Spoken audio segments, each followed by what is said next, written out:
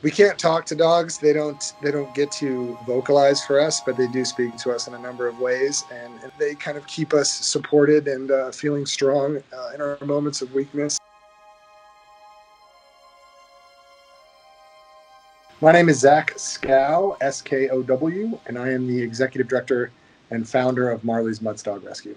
In the 11 years that we've been around, we've rescued probably 7,000 dogs. We have a number of programs in our community, partnering with upwards of 100 nonprofits. We have a program called Miracle Mutts, which is our therapy wing, which Core Rose is a part of. And we also have a comprehensive inmate canine training program called Pawsitive Change, which is in 6 prison facilities. We have 7 programs operating in 6 prison facilities. So I founded Marley's Mutts in 2009 after being diagnosed with end-stage liver disease. I was given less than 90 days to live. I needed a liver transplant in order to survive. My dogs ended up being there for me, saving my life after a 6-week-long stay in the hospital. And that's how Marley's Mutts was born. It was born just by trying to survive 6 months to get my liver transplant. My dogs had helped me beat the disease, or at least become healthy enough to not need a transplant. So I'm still a transplant patient. I still go to the hospital every twice a year for my review, but my dogs help save my life. They help reverse my cirrhosis, my end-stage cirrhosis, which is very, very, very rare. We get calls from shelters all over the state, all over the world, really asking us to help with dogs in need, usually special needs dogs with acute injuries that are going to be very expensive to treat if they can be treated at all. So the worst of the worst come to us, and she was one of those. You can see that she's been double amputated. You can see she does not have front legs. And she came to us with her front legs. She had been in a car accident and badly broken both of those front legs. So all of a sudden we found ourselves with a very, very troubling, peculiar decision, which is, do we do the unthinkable and amputate both of her front legs in order to save her life? And we did. At first, she was basically immobile. She couldn't move. She couldn't walk. She couldn't do really anything.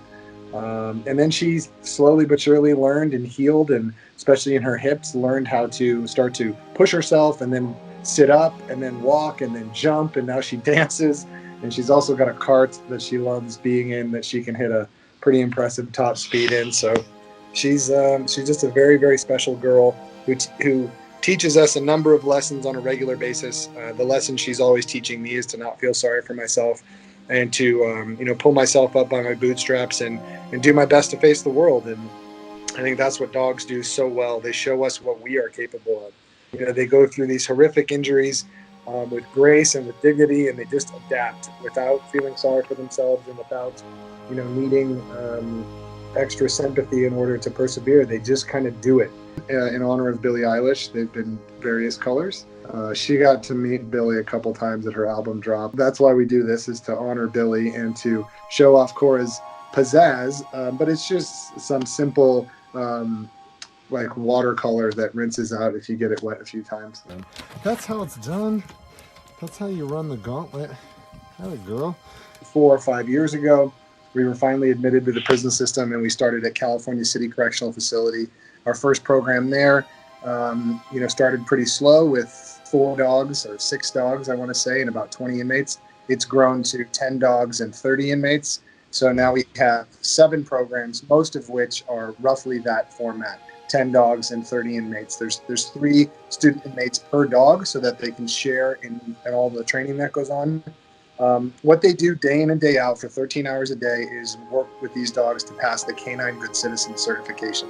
So they're creating certified therapy dogs in prison that will be adopted when they get out of prison, and if they put in their community service hours, will be official certified therapy dogs. So it's an incredible program for obviously those reasons. We focus on and harness the human-animal bond. We really believe that we are rescue dogs rescuing people. This organization was started with my dogs helping save my life.